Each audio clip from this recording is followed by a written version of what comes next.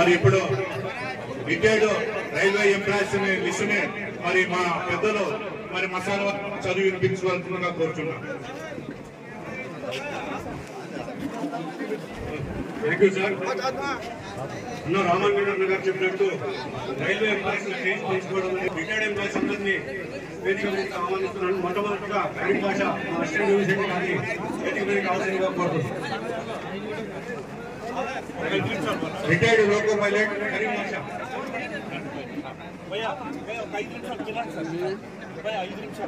రైమాన్ retired loco pilot. शेर Khan retired loco pilot. పోతున్నా ఆడికి పోతున్నా.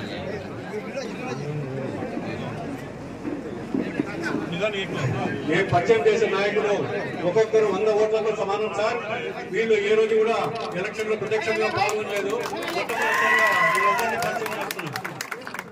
Anjaneyulu branch secretary of loco pilot. Zubaidullah retired mail express loco pilot.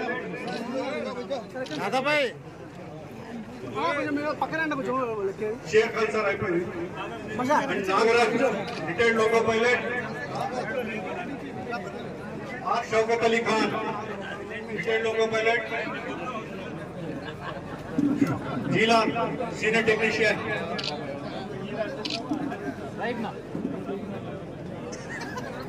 అలాగే రిజ్వాన్ చిరంజీవి నా రైల్వే అనుబంధ సంస్థ సిటిఎస్ కార్మికులు కూడా ఉన్నారు. వాళ్ళు కూడా అన్నని అత్యధిక మెజార్టీలో గెలిపించాలనే చిరంజీవి మస్తానయ్య. ఏ జాన్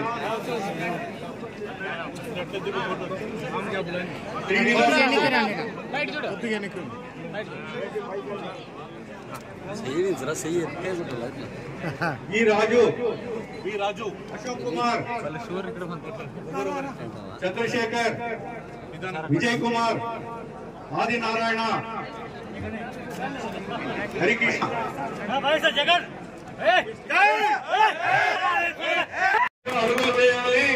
ఈ రోజు ఎంతో ఉత్సాహంతో పార్టీలకు వచ్చిన మైనార్టీ సోదరులకు ఇతర వ్యక్తులకు నేను ఒకటే చెప్తా ఉన్నాను. పార్టీలోకి రావడం గొప్ప కాదు, పార్టీని కాపాడుకోవడం, పార్టీని గెలిపించడం, పార్టీని అత్యధిక మెజార్టీతో గెలిపిస్తేనే మరి ఇంతమంది చేరికకు అర్థం ఉంటుంది. ఈ రోజు యూసుఫ్ ఖాన్ గారి ఆధ్వర్యంలో మరి వందలాది కుటుంబాలు మరి పార్టీలోకి రావడం చాలా మంచి పరిణామం.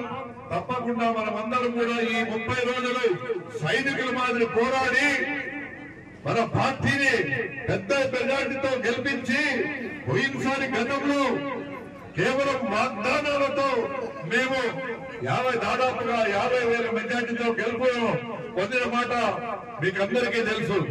ఈసారి ఇన్ని సంక్షేమ పథకాలు ఇచ్చిన ప్రతి మాట నిలుపుకొని 98% మరి మేనిఫెస్టోను అమలు చేసిన వ్యక్తి మన జగన్మోహన్ రెడ్డి గారు. కాబట్టి ఈసారి పోయినసారి 50 అయితే ఈసారి ఎంత మెజార్టీ కావాలో మీరే చెప్పండి అని చెప్తా.